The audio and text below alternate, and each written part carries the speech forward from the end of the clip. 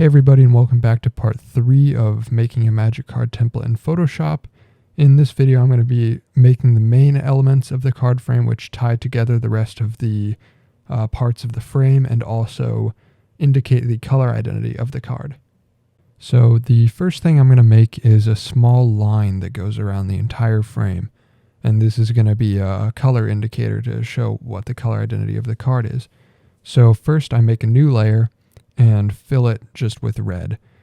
And then I select the entire layer and use the contract selection tool to contract it down and get an even border around all the sides. That leaves me with square corners though, and I need round edges for the corners of the card. So I just do a little bit of math to figure out what the radius needs to be based on the radius that I picked for the corners of the card. And then I make a small circle using the circle selection tool of that radius. Basically, it's just an overcomplicated way to make sure that the curve on the corner is exactly the right size and proportional to the other curves that I have on the corners. You could also just eyeball it or use a stroke layer effect or contract from the rounded border or something like that, but I like to just do it this way to get it pixel perfect. And then I'm actually just going to cut away the one corner that I did and then duplicate it with Ctrl-J to paste it in all the other corners, just so that I know the curve is exactly the same in all 4 corners. And then I just merge all the 4 corner layers and then make selections and stretch the parts so that they're all connected properly. So for this frame, my idea was that I'd like the thin line around to get thicker at the bottom so that the text box and power and toughness can sit inside of it. So I actually make a duplicate of the bottom of the frame and then drag it up a little bit and fill it in so that it's thicker on the bottom. And then I just adjust things around a little bit so it fits nicely. So the next thing I'm going to do is make a thin color indicator line around the title bar. So to make the thin line around it, first I'm going to start by making a selection of the shape of the title bar. And how you can do that is just hold Control and click on a layer, and you'll get a selection that is the exact shape of whatever's on that layer. And then I use Control-Shift-I to invert my selection. So now I have everything selected that's outside of the title bar.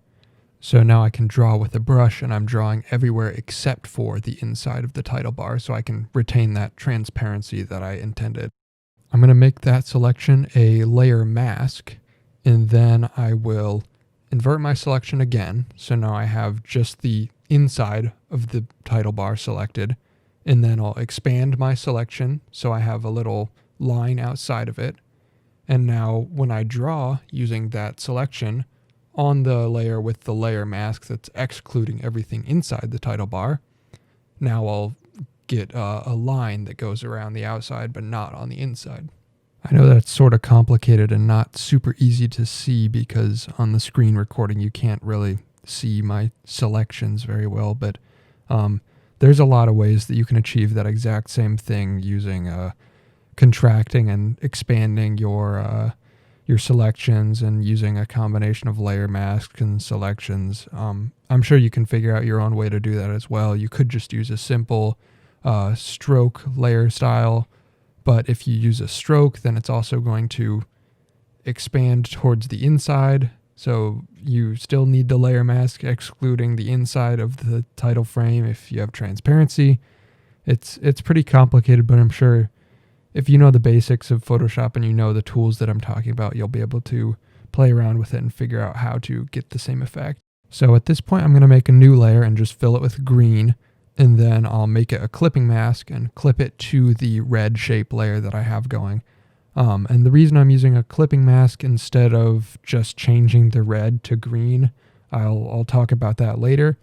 But for now, I'm just changing it to a green tone similar to what it's going to be in the final version, just so that I can get a better visualizer of the effects and textures that I'm about to put on it.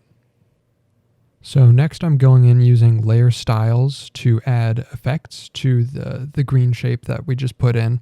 And keep in mind that you want to add the layer styles to the shape that you're clipping all of the colors too. You're not adding the layer. I'm not putting the layer effect on the green layer. I'm putting it on the red shape layer that we originally made, because if you're using clipping masks and you're clipping to a layer with layer effects, the layer effects actually apply over all the clipping mask layers. So even though there's a green layer coming in and covering all of the red, the layer effects still apply.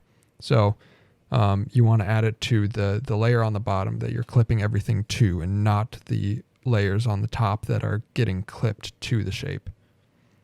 That probably didn't make a lot of sense if you don't understand how clipping masks work, but clipping masks are definitely a tool worth learning about, so I'd recommend going and watching some tutorials on those if you're not familiar with how that function works.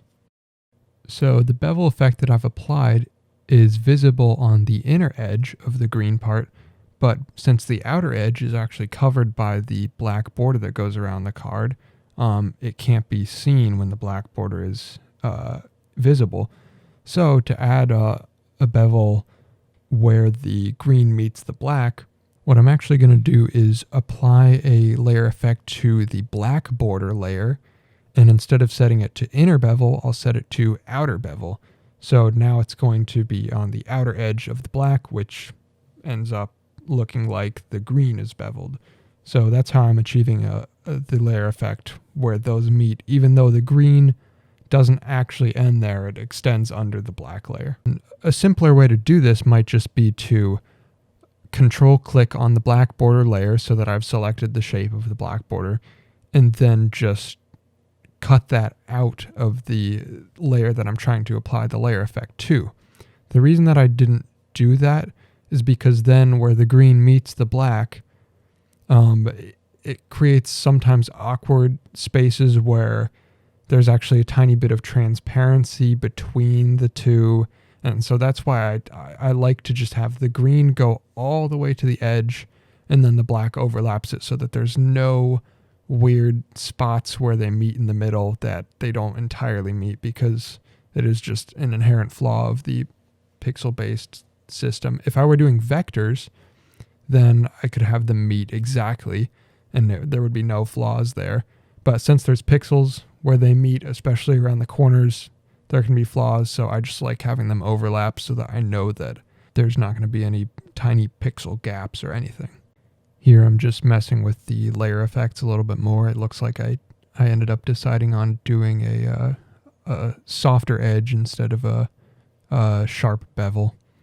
I think I might end up changing that again by the end of the video. I don't remember, but right now it's smoother than it was. A lot of stuff ends up getting changed through the process of making a frame. Like this, I think I had a sketch for this one, and it ended up looking totally different than what the sketch was, just because through the process of making it, I decided to try different things and not go the same direction that I originally thought. So it doesn't always go exactly the way you plan it, but that's kind of better sometimes. So here I'm pasting in just a black and white texture file. This is like a kind of cloudy, splotchy texture that I use for a lot of my frames. I like to just put in a little bit of texture over elements of the frame so that it's not so flat and just like one color. So I would recommend adding some texture, and you can go grittier, you can go smoother. Like there's a lot of creative freedom in this aspect. So to add a bit of texture with an image, generally I'll just go grab an image of a texture that I like, drop it to grayscale, just drop the saturation all the way so it's all black and white, and then make a clipping mask, clip it to your other colors, and then just use a blending mode that you like a color burn or multiply or overlay is usually what I'll use. So I pasted in the texture, and then it ended up being a little more contrasty than I was looking for. It looked kind of like a marbled type effect. So I went in with like a cloudy custom brush and then changed it up a little bit. And so it ended up just like a subtle cloudy texture. If you don't want to bother going to look for royalty-free images to use as textures, one good tool is just the render clouds tool built into Photoshop. Basically, it just renders random noise patterns, which you can use for a texture. And it's all random and built in, so super easy to use if you don't want to go hunting for images to use. So now that I have my textures dialed in how I want them, I'm going to go in and make more color layers and then add them to the clipping mask and clip them down to the same shape that I have the green layer clipped down to. So basically this is just a very easy way of making the color modulate. So basically all I need to do, say if I need to change it from green to red, is make the green layer not visible and make the red layer visible.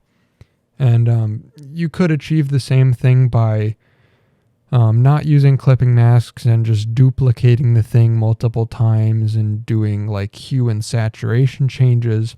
But the nice thing about doing it this way and just clipping everything to one shape is that if you want to make a change to the texture or something, if say you want to change the texture and you want to change it for all 6 or 7 variations of color, then you literally just change the texture, and whenever you go in to change it to whatever color you need, the texture change will apply because it's all in one clipping mask chain. Or if you need to change the shape, then it'll be changed no matter which color you have selected.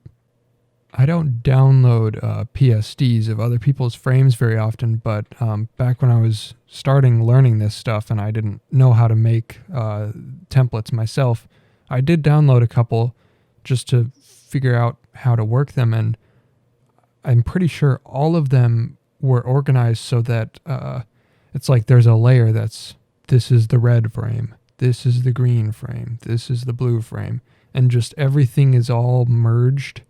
And so it's not editable at all like this method is. Like if I wanted to make a change that applies to all of the colors in one of those very basic frames or templates, then it wouldn't be possible. I'd have to do it like 6 or 7 times over for every variation that I want the change to apply to. But with this, the color is isolated from everything else. You change the shape of the thing it's getting clipped to, and no matter what color you're changing it to, it still applies the same. So it's just way better this way if you're doing stuff where you need to make changes. It's just way more convenient, and I think more people should apply this for modular card templates. Another advantage of doing it this way is that with clipping masks, you don't have to clip it just to a single layer. You could do a clipping mask to a folder that has multiple things in it. So say you have a creature version of your frame with a power and toughness bar and a non-creature version with no power and toughness bar. Literally all you would have to do, instead of the way other templates are organized, say you have the blue non-creature template on and then you want to add the power and toughness bar. You would have to go hunt through your layers to find the blue power and toughness bar to enable that one, because otherwise if you enable one of the other colors, it's going to be all mismatched. But with this method, since the color is getting clipped down to the folder, and then you could have multiple layers in the folder, and you could turn on your power and toughness layer that's in the folder that everything's getting clipped to, and so it's automatically going to be the color that the rest of your frame is, and you don't have to go hunting for all these variations of elements that are all the different colors. It's just way more concise and editable this way. So at this point, I've added all my different color layers, so I can change this template to be able to be whichever color it needs to be.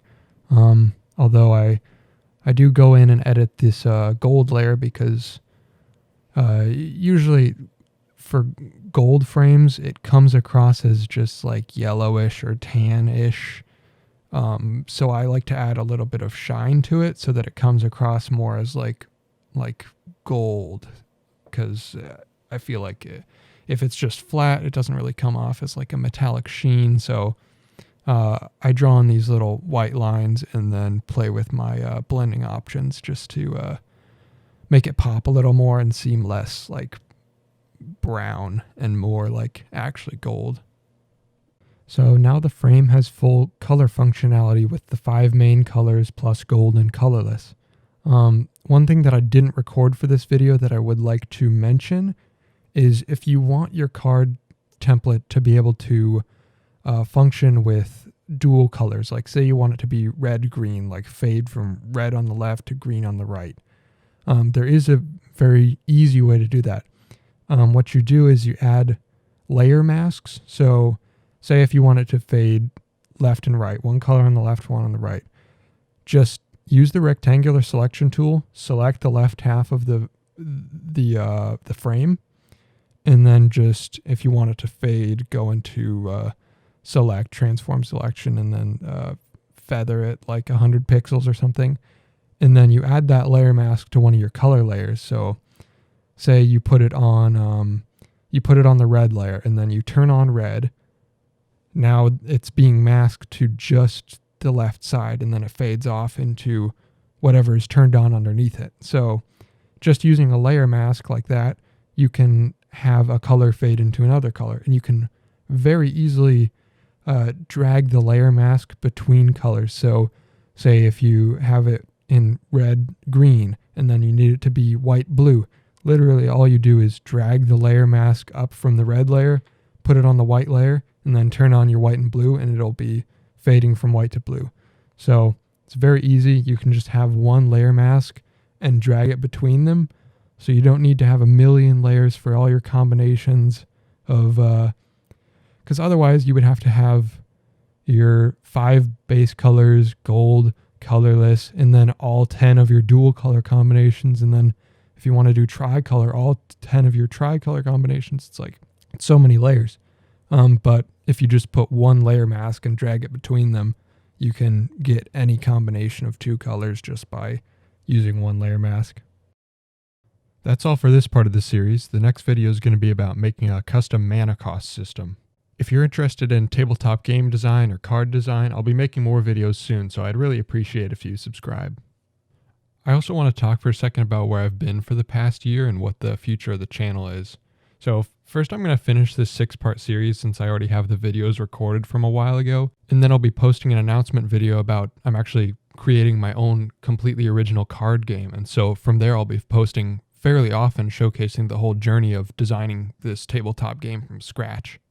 The name of the channel is also going to change since I'm dropping the hyphen name, but I'll explain that more in depth in the announcement video, and the rebrand will happen after that.